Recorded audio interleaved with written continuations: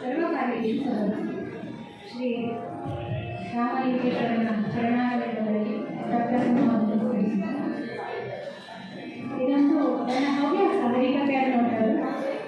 ಈ ಹರಿಕಥೆ ಹವ್ಯಾಸವನ್ನು ನಿಜ ಹೇಳಬೇಕು ಅಂದರೆ ನನ್ನ ಮನಸ್ಸಲ್ಲಿ ಈ ಹವ್ಯಾಸವನ್ನು ನಿಮಗೆ ತುಂಬ ಸೂಟ್ ಆಗ್ತದೆ ಇದು ಮಾಡುವಂತ ಹೇಳಿದ್ರು ನಮ್ಮ ಕೇಳಿ ಹಿರಿಯ ಮಾತೆಯಾದಂತಹ ಶ್ರೀಮತಿ ಶಾರದಾ ಸಾಂಶುಭಾರವರು ಶಾರದತೆ ಹಿರಿಯ ಮಾತೆ ಅವರು ಕೂಡ ನಮ್ಮನ್ನು ಹೇಳಿದ್ದಾರೆ. ಶ್ರೀ ರಾಮಲಿಂಗೇಶ್ವರ ಅವರಿಗೆ ಆಯುರ ಆರೋಗ್ಯ ಐಶ್ವರ್ಯ ಕೊಟ್ಟು ಕಾಪಾಡಲಿ ಅಂತ ಆ ತಾಯಿ ಇನ್ನೂ ಅನೇಕ ಜನರನ್ನು ಈ ರೀತಿ ಉತ್ತಮವಾದಂತಹ ಹವ್ಯಾಸಕ್ಕೆ ಪ್ರೋತ್ಸಾಹಿಸುವಂತಹ ಒಂದು ಅವರಿಗೆ ಕೊಡಲಿ ಇದನ್ನು ಅರಿವು ನೋಡ್ತಾ ಹೇಳ್ತಾ ಹಾರ್ಮೋನಿಯಂ ಸಾಂಗ್ ಬರೆದಾರು ಕರ್ಕೊಂಡು ಅವರಿಗೂ ಕೂಡ ಆ ಪರಮಾತ್ಮನ ಶ್ರೀರಕ್ಷೆ ಸದಾ ಇರಲಿ ಅಂತ ನಮ್ಮ ಜೊತೆಗೆ ತಬಲಾ ಸಂಸ್ಥೆ ಬಂದಿದ್ದಾರೆ ನಾಗೇಂದ್ರಣ್ಣ ಅವರಿಗೂ ಸಹಿತ ಶ್ರೀದೇವರ ರಕ್ಷೆ ಇರಲಿ ಅಂತ ನನ್ನನ್ನು ಈ ಸೇವೆಗೆ ಅವಕಾಶ ಕೊಟ್ಟಂತಹ ಶ್ರೀ ರಾಮಲಿಂಗೇಶ್ವರ ದೇವಸ್ಥಾನದ ಆಡಳಿತ ಮಂಡಳಿಯ ಸದಸ್ಯರು ಎಲ್ಲರಿಗೂ ಕೂಡ ಹೃತ್ಪೂರ್ವಕವಾಗಿ ಸ್ವಾಗತಿಸುತ್ತಾ ಶ್ರೀ ರಾಮಲಿಂಗೇಶ್ವರ ಎಲ್ಲರಿಗೂ ಆರೋಗ್ಯ ಐಶ್ವರ್ಯ ಕೊಟ್ಟು ಕಾಪಾಡಲಿ ಅಂತ ಹೇಳ್ತಾ ಹಂಸ ಕ್ಷೀರ ನ್ಯಾಯದ ಇದು ನನ್ನ ಹವ್ಯಾಸ, ಯಾರೂ ಪರಿಪೂರ್ಣರಲ್ಲ, ನಾನು ಸಹ ಅಷ್ಟೇ. ಇದು ನನ್ನ 6ನೆಯ ಕೀರ್ತನಾ ಸೇವೆ. ಏನಾದರೂ ತಪ್ಪು ಒಪ್ಪುಗಳಿದ್ದಲ್ಲಿ ಮಾತಾಪಿತು ಸಹೋದರಿಗಳಾದ ತಾವೆಲ್ಲರೂ ದಯಮಾಡಿ ನನ್ನನ್ನು ಕ್ಷಮಿಸಿ ಆಶೀರ್ವದಿಸಿ ಅಂತ ಕೇಳ್ತೇನೆ. ಕೇವಲ ಹಂಸಕ್ಕೆ ಮಾತ್ರ ನೀರನ್ನು ಹಾಲನ್ನು ಬೇರೆ ಮಾಡುವಂತಹ ಒಂದು ಶಕ್ತಿ ಇದೆ. ಹಾಗೆ ಒಳ್ಳೆಯದನ್ನು ಮಾತ್ರ ತಗೊಂಡು ಏನಾದರೂ ಕಿಂಚಿತ್ ಲೋಪದೋಷ ನನಗಾದಲ್ಲಿ ದಯಮಾಡಿ ನನ್ನನ್ನು ಕ್ಷಮಿಸಿ ಅಂತ ಕಳಕಳಿಯ ವಿನಂತಿ ನನ್ನನ್ನು ಮಾಡಿಕೊಂಡು ಹರಿಕಥೆಯನ್ನು ಪ್ರಾರಂಭಿಸೋಣ.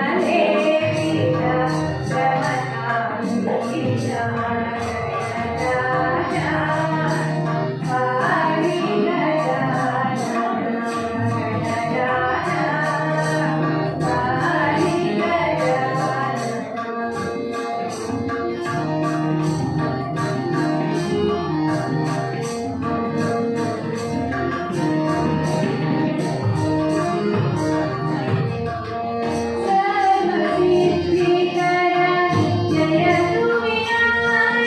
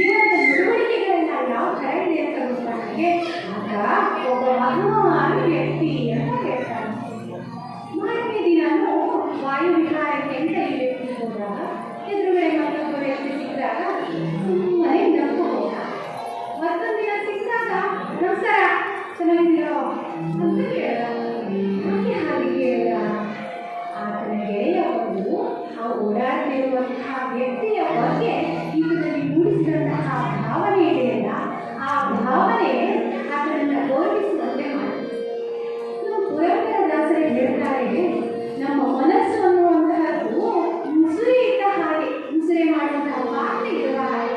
ಪ್ರತಿದಿನವೂ ಅದನ್ನೇ ತೊಳೆಯುತ್ತೇವೆ, ಮತ್ತೆ ಅನ್ನ ಮಾಡ್ತೇವೆ, ಮತ್ತೆ ತೊಳಿತೇವೆ, ಮತ್ತೆ ಅನ್ನ ಮಾಡ್ತೇವೆ. ಹಾಗೆ ನಮ್ಮ ಮನಸ್ಸನ್ನು ಸಹ ಭಕ್ತಿಯಿಂದ ತೊಳೆದು ಪರಮಾತ್ಮನಿಗೆ ಯಾವ ರೀತಿ ತೊಳಿಬೇಕು? ಸತ್ಸಂಗಗಳನ್ನು ಮಾಡಬೇಕು, ಹರಿಕಥೆಗಳ ಶ್ರವಣ ಮಾಡಬೇಕು, ಅಲ್ಲಲ್ಲಿ ಹೋಗಿ ಭಜನೆ ಕೀರ್ತನೆಗಳನ್ನು ಮಾಡಬೇಕು, ಪುರಾಣ ಪುಣ್ಯ ಕಥೆಗಳನ್ನು ಓದಬೇಕು. ಜೊತೆಗೆ ಶ್ರವಣ ಮಾಡು, ಹರಿಕಥಾ ಶ್ರವಣ ಮಾಡು, ಕಥಾ ಶ್ರವಣ ಮಾಡು, ಹರಿಕಥಾ ಶ್ರವಣ ಮಾಡು. ಕಥಾ ವೈಕುಂಠದಿಯು ನೋಡು, ಕಥಾ ಶ್ರವಣ ಮಾಡು, ಹರಿಕಥಾ ಶ್ರವಣ ಮಾಡು.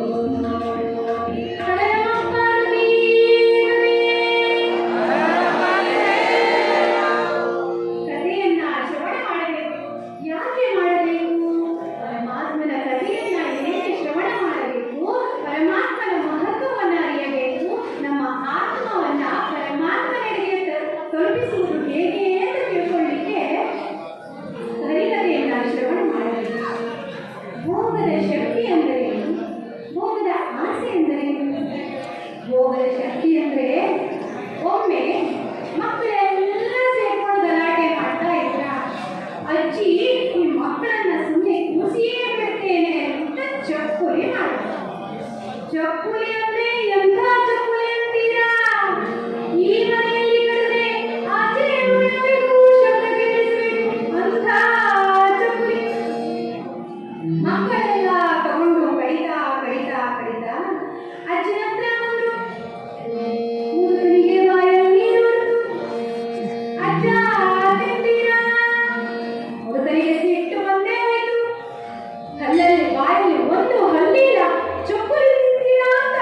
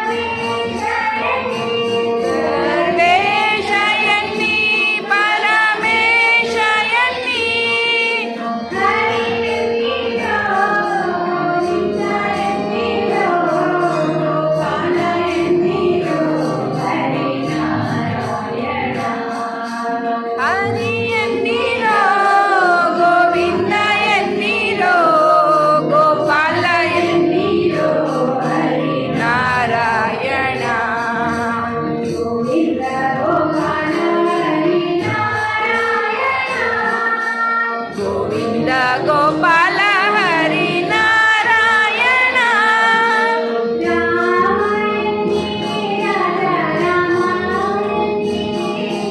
ರಾಮಯನ್ನಿ ರಾಜ ರಾಮಯನ್ನಿ.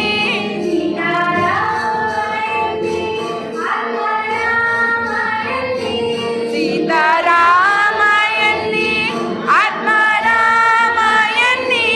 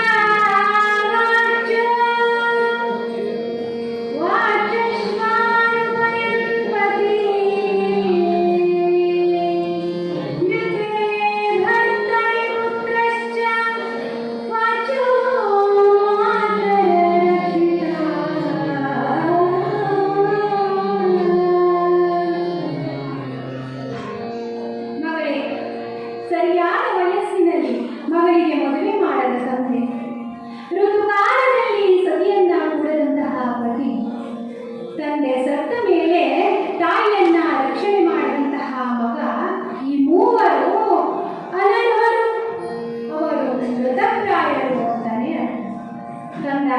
ನನಗಿಂತ ಅಂತಹ ಪರಿಸ್ಥಿತಿ ಬಂತಲ್ಲ. ಆದ್ದರಿಂದ ಮಗಳೇ, ಶಾಸ್ತ್ರ ಪದ್ಧತಿಗೆ ಅನುಗುಣವಾಗಿ ನಿನಗೆ ಬೇಕಾದಂತಹ ವರನನ್ನ ನೀನೇ ಹುಡುಕಿಕೋ ಎಂದಾಗ ಅನೇಕ ಅಂಗರಕ್ಷಕರಿಂದೊಡಗೂಡಿ, ಚಿತ್ರಕಾರರಿಂದೊಡಗೂಡಿ, ಸೈನಿಕರಿಂದೊಡಗೂಡಿ ತೀರ್ಥಯಾತ್ರೆಯ ನೆಪದಲ್ಲಿ ಹೊರಟಿದ್ದಾರೆ ಸಾವಿತ್ರಿ.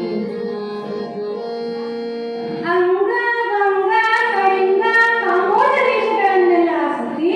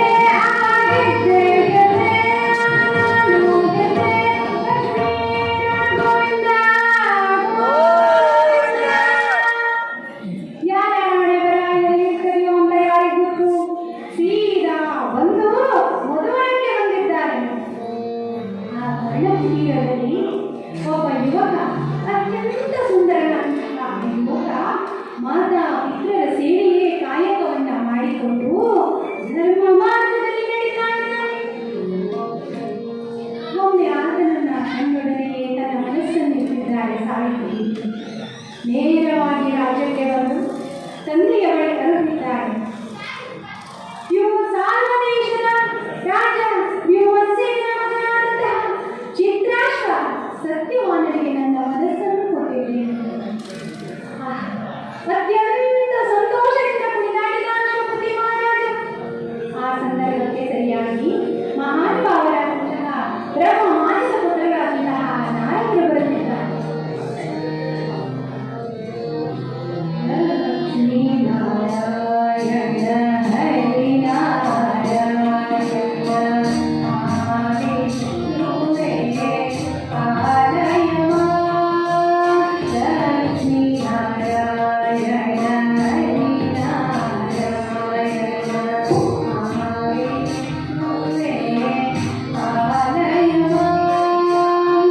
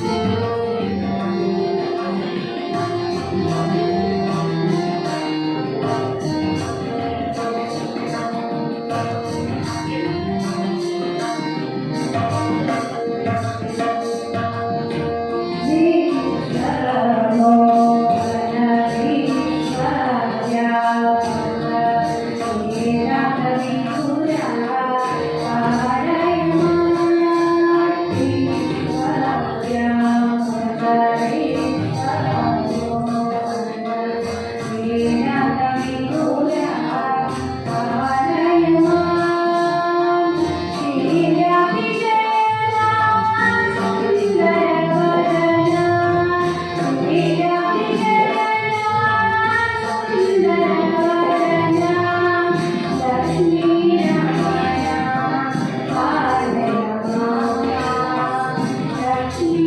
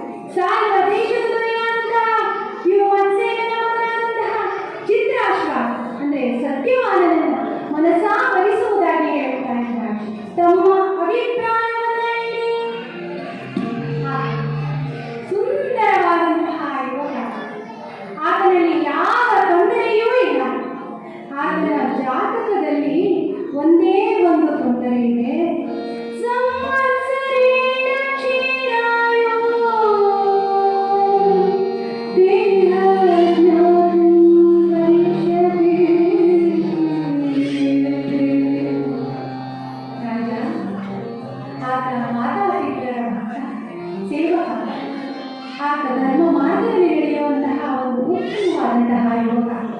ಆತನಲ್ಲಿ ಯಾವ ಕೊರತೆಯೂ ಇಲ್ಲ. ಆತನ ಜಾತಕದಲ್ಲಿ ಒಂದೇ ಒಂದು ಕೊರತೆ ಇದೆ.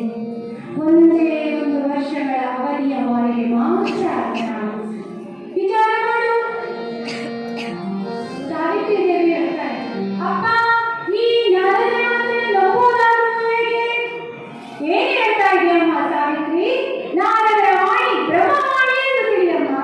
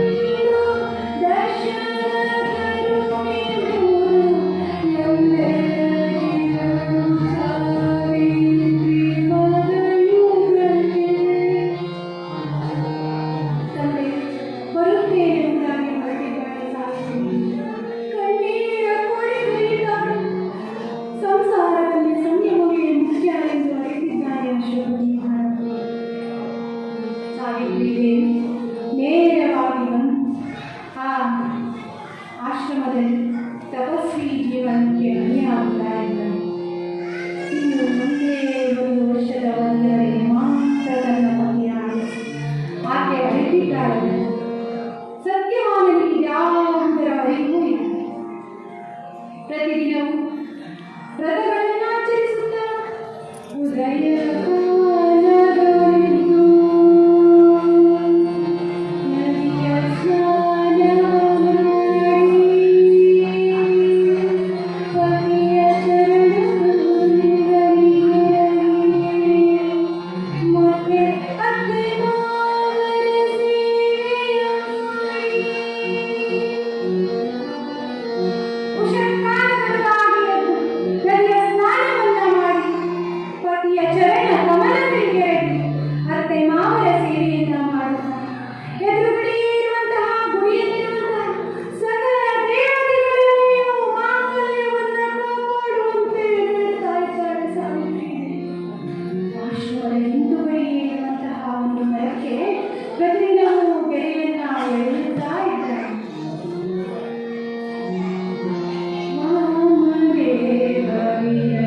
ವಾಮದೇವರಿರಂಚಿತನಯ ಉಮಾಮನೋಹರ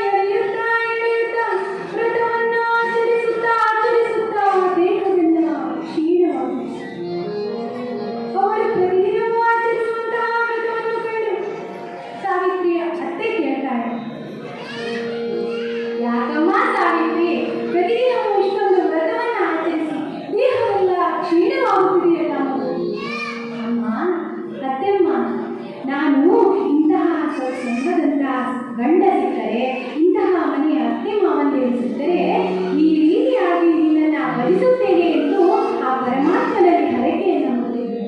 ಅಮ್ಮ, ಈಗ ಒಂದೇ ಒಂದು ವಿಚಾರ, ಇನ್ನು 3 ದಿನಗಳ ಪರ್ಯಂತ ನಾನು ಉಪವಾಸವಿದ್ದು ವ್ರತವನ್ನು ಆಚರಿಸಬೇಕು. ಇಲ್ಲ ಅಂದ್ರೆ ನಂದೇನಿಲ್ಲ ತಾಯಿ. ಏನು ಪುಣ್ಯ ಮಾಡಿದ್ರು ನಿನ್ನಂತ ಸೊಸೆ ಸಿಕ್ಕಿದ್ದಾಳೆ.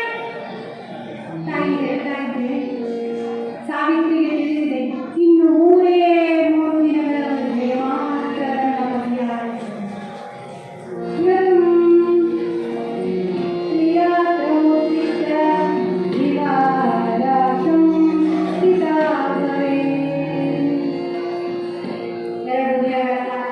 ಉಪವಾಸ ವ್ರತವನ್ನು ಆಚರಿಸಿ ರಾತ್ರಿಯೆಲ್ಲ ಜಾಗರಣೆಯನ್ನು ಇಟ್ಟಾಗ ಮಾರನೆಯ ದಿನ ತನ್ನ ಗಂಡನಾದಂತಹ ಸತ್ಯವಾನನ ಜೀವನದ ಕೊನೆಯಲ್ಲಿ ಸೂರ್ಯನಾರಾಯಣನನ್ನು ಪೂಜಿಸುತ್ತಿದ್ದಾನೆ.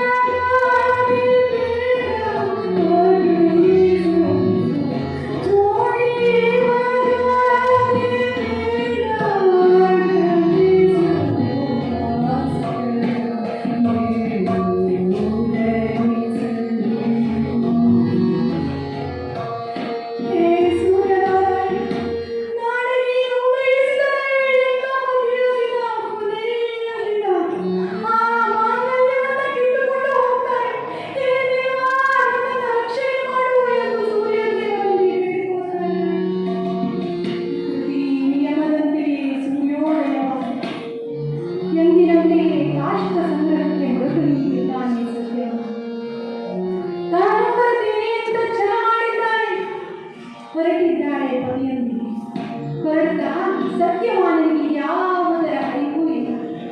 ತನ್ನ ಸತ್ಯವನ್ನೇ ಹೋಗ್ತಾ ಹೇಳ್ತಾನೆ, ಸಾವಿತ್ರಿ ಒಬ್ಬ ನೋಡು, ಎಷ್ಟು ಚಂದವಾದಂತಹ ಪುಷ್ಪಗಳು, ಪುಷ್ಪವನವೇ ಇದು. ಸಾವಿತ್ರಿ ಒಬ್ಬ ನೋಡು, ಆ ಪರ್ವತವನ್ನು ನೋಡಿದೆಯಾ? ಒಬ್ಬರು ಮಹಾಮನಿಗಳು ಬಂದಿದ್ದಾರೆ. ಸಾವಿತ್ರಿ ಈಗ ನೋಡು, ವಿವಿಧ ರೀತಿಯ ಪದಗಳು ಅಲ್ಲವೇ? ಸಾವಿತ್ರಿ ಒಬ್ಬ ನೋಡು, ಹರಿಣಗಳನ್ನು ಎಂತಹ ಸುಂದರ. ಸಾವಿತ್ರಿ ಈ ಚಿಟ್ಟೆಯನ್ನು ನೋಡಿದೆಯಾ? ಎಷ್ಟೊಂದು ಹಿಂಡು ಹಿಂಡಾಗಿ ನಡೆಯುತ್ತಿವೆ ಅಲ್ಲವೇ ಎಂದು ವನಗಳ ಸೌಂದರ್ಯವನ್ನೆಲ್ಲ ವರ್ಣಿಸುತ್ತಾ ಹೋಗ್ತಾ ಇದ್ದಾರೆ. ಸಾವಿತ್ರಿ ಯಾವುದು ತನ್ನ ಪತಿಯನ್ನೇ ನೋಡುತ್ತಾ ಹೋಗುತ್ತಿದ್ದಾಳೆ. ಅಲ್ಲಿಯೇ ಒಂದು ವನಗಳ ಸಿಕ್ಕಿದ ಸತ್ಯವನ. ಸಾವಿತ್ರಿ ಈ ರೀತಿಯೇ ಕುಳಿತಿರು, ನಾನು ಈ ವನವನ್ನು ನೋಡಿ ಕಾಷ್ಟಗಳನ್ನು ಸಂಗ್ರಹಿಸುತ್ತೇನೆ ಎಂದು ಎಂದು ಕೊನೆಯನ್ನು ಹಿಡಿದು ಕಾಷ್ಟವನ್ನು ಸಂಗ್ರಹಿಸಲು ಪ್ರಾರಂಭಿಸಿದ್ದಾನೆ. ಇತ್ತ ಯಮನಗರದಲ್ಲಿ ಚಿತ್ರಗುಪ್ತರೇ ನಾನು ಬರಬೇಕಾಗಿದೆ.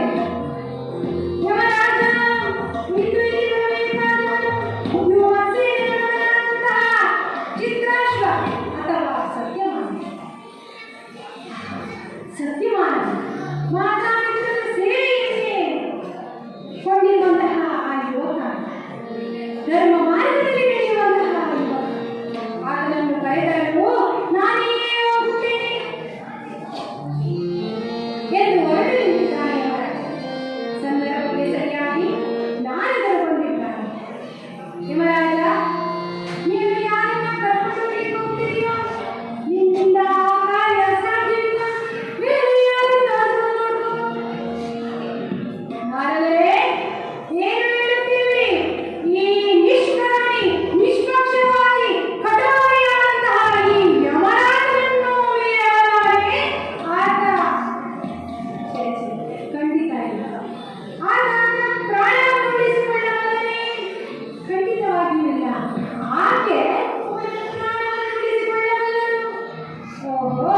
ನರೇಂದ್ರ ಮುನೀಂದ್ರ ಸುರೇಂದ್ರನಾದರೂ ಸರಿ ಈ ಯಮಪಾಶವನ್ನು ಮೀರಲು ಸಾಧ್ಯವಿಲ್ಲ.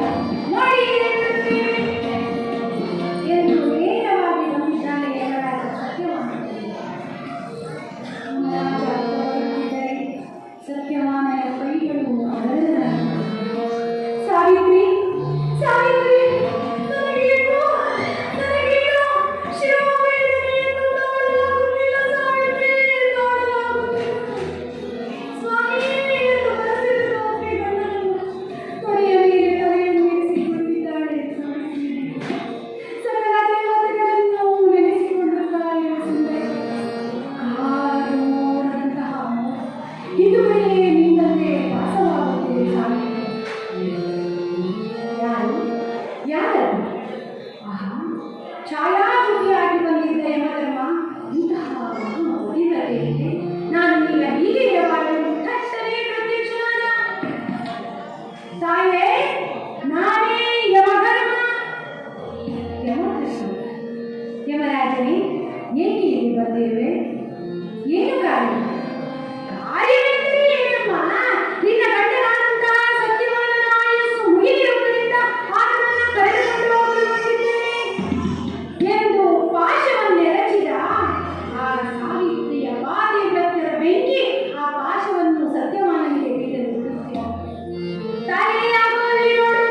ಸಾವಿತ್ರಿ ದೇವಿ ತಿರುಗಿ ನೋಡುವುದರೊಳಗಾಗಿ ಆಕೆಯ ಕಾಲು ತೊಡೆಯ ಮೇಲಿದ್ದ ಗಂಡನ ತಲೆ ಕೆಳಗೆ ಬಿದ್ದಿದೆ.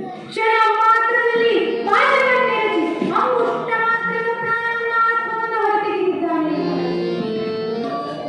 ಸಾವಿತ್ರಿ ದೇವಿ ಆ ತಾಯಿ ಸಾವಿತ್ರಿಯನ್ನು ಕರೆಯುತ್ತಾ ಇದ್ದಾಳೆ.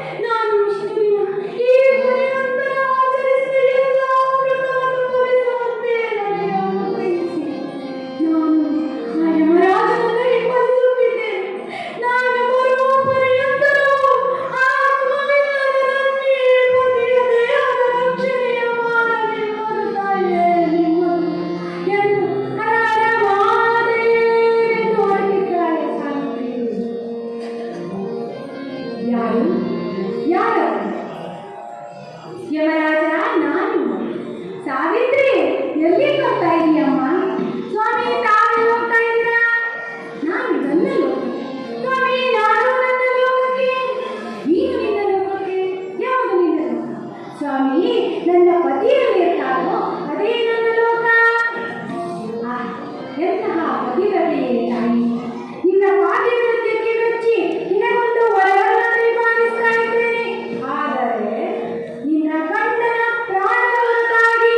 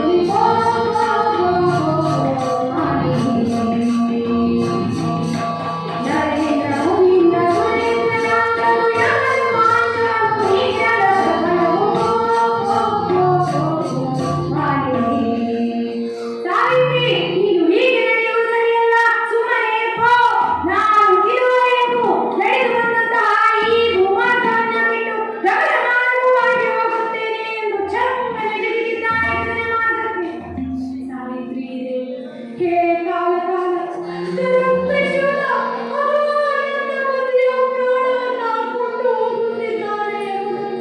ನನ್ನನ್ನು ಕಾಪಾಡು ಎಂದು ಬದಿಸುತ್ತಾ ಇದ್ದಾಳೆ. ರುಂಡಮಾನನ ಜನ್ಮ ಮರಣ, ತ್ರಿಪುರವಾಣಿಗೆ ಕೃತರಾದ ರುಂಡಮಾನನ ಜನ್ಮ ಮರಣ.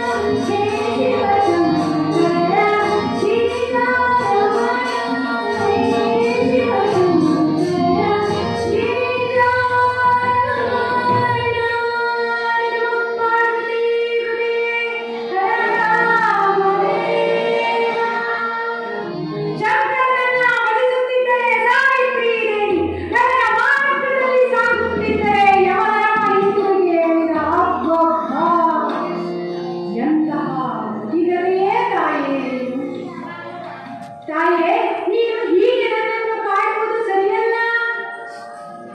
ಯಮರಾಜ, ಯಮಧರ್ಮ ಸಜ್ಜನರ ಸಂಘದಿಂದ ಒಳಿತೇ ಆಗಬೇಕು. ಬಹುಕಾಲ ನಾನು ನಿನ್ನೊಂದಿಗೆ ಬಂದಿದ್ದೀನಿ. ಇನ್ನು ಒಂದೇ ಒಂದು ವರವನ್ನು ಕರುಣಿಸುತ್ತದೆ. ಇಷ್ಟು ಪರ್ಯಂತವರೆಗೂ ಬೇರೆಯವರಿಗೆಲ್ಲ ವರವನ್ನ ಕೇಳಿದ್ದಾರೆ. ತನಗಾಗಿ ಕೇಳುವ ವರವಿರಬೇಕು ಎಂದು ಏನು ಹೇಳಮ್ಮ, ನಿನಗೆ ವರವನ್ನು ಕೊಡುವುದಾದರೆ ಕೊಡುತ್ತೇನೆ, ಆದರೆ ನಿನ್ನ ಗಂಡನ ಪ್ರಾಣ ಹೊರತಾಗಿ.